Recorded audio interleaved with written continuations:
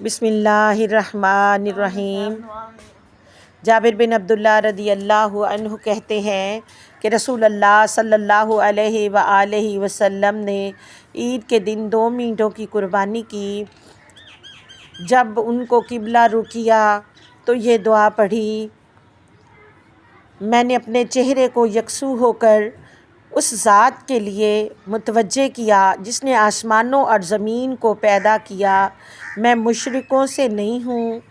میری نماز، میری قربانی، میری زندگی اور میری موت اللہ رب العالمین کے لیے ہے، اس کا کوئی شریک نہیں، اور مجھے اسی کا حکم دیا گیا ہے، اور میں پہلا مسلمان ہوں۔